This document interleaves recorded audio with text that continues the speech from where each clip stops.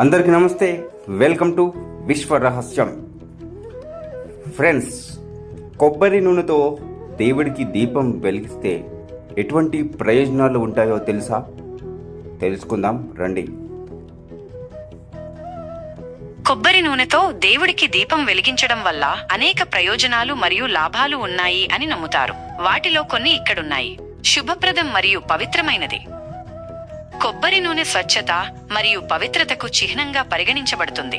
దీనితో దీపం వెలిగించడం శుభప్రదమని భావిస్తారు. ఆర్థిక సమస్యలు తొలగుతాయి.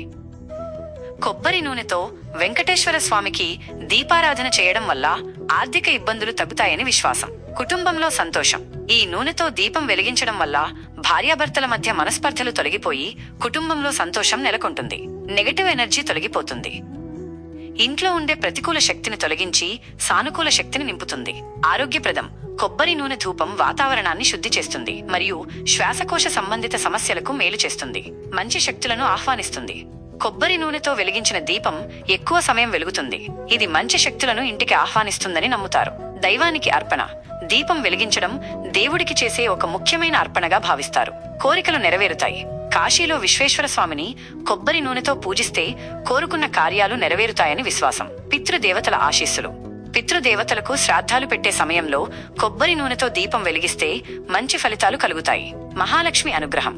40 రోజుల పాటు మహాలక్ష్మికి కొబ్బరి నూనెతో దీపం వెలిగిస్తే ఆర్థిక సమస్యలు తొలగిపోయి సంపద పెరుగుతుంది.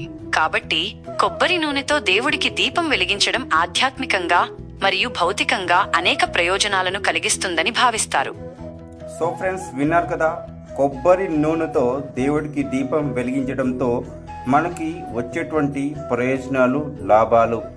సో నెక్స్ట్ మరొక వీడియోతో మళ్ళీ కలుద్దాం. నమస్తే.